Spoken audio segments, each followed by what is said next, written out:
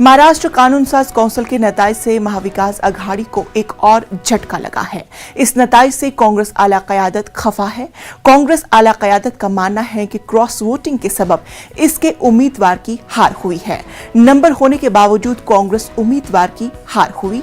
कांग्रेस आला कमान ने अपने महाराष्ट्र के वज़रा और अरकान असेंबली को दिल्ली तलब किया है।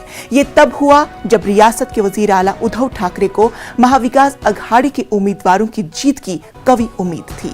उन्होंने ये दावा किया था कि वोटों का बंटवारा नहीं होगा, लेकिन नतीजे बताते हैं कि क्रॉस वोटिंग हुई और बीजेपी के 5 उम्मीदवार कामयाब हुए।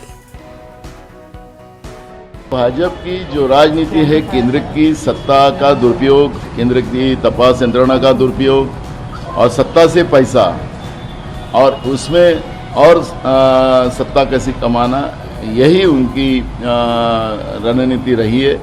ये असत्य की तरफ भारतीय लोकतंत्र को लेके जा रही है और इसलिए सत्य की विजय होगी।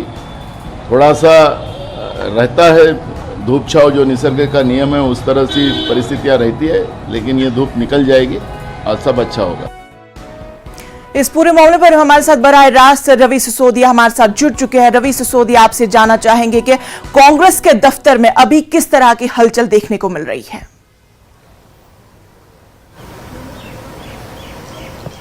बिल्कुल, देखिए, कांग्रेस के जो तमाम बड़े नेता हैं वो दिल्ली अभी अंदर बैठे हुए हैं। कांग्रेस के संगठन महासचिव कृषि वेणुगोपाल भी कुछ देर पहले पहुंचे हैं।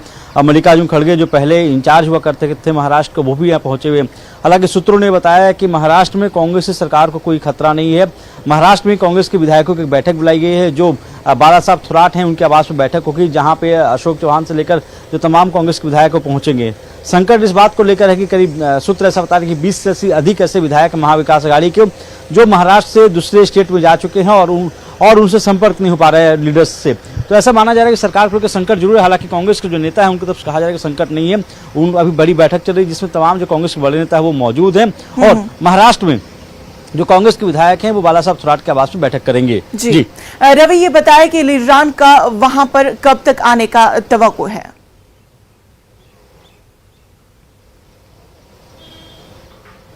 देखिए, करीब बताया जा रहा है कि 12:30 बजे के बाद बैठक शुरू होगी और अभी हालांकि अशोक चौहान पहुंच चुके हैं बाला साहब थोराट के आवास पे। दिल्ली की अगर बात करें तो दिल्ली में जो संगठन महासचिव हैं कृषि वेणुगोपाल, उन्होंने बैठक बुलाई है। इस बैठक में जो बड़े लीडर्स हैं उनसे मंत्रणा चल रही है कि आखिर ऐसा कैसे हो, क्योंकि अगर आप पूरे प्रकरण को देखें तो पिछले 10 दिनों के अंदर दूसरा वाकया होगा जब महाविकास अघाड़ी का कोई कैंडिडेट हारा है। इससे पहले जब राज्यसभा के चुनाव थे तो उस दौरान भी महाविकास अघाड़ी का एक कैंडिडेट हारा था और बीजेपी के कैंडिडेट की जीत हुई थी। कल जिस तरह से विधान परिषद में जो चुनाव हुए थे उसमें भी कांग्रेस का जो कैंडिडेट था उस कैंडिडेट की हार हुई है। तो ये सवाल खड़ा होता है कि आखिर कांग्रेस के पास सरकार है, नंबर, तो उसके बावजूद उनके कैंडिडेट क्यों हार रहे हैं।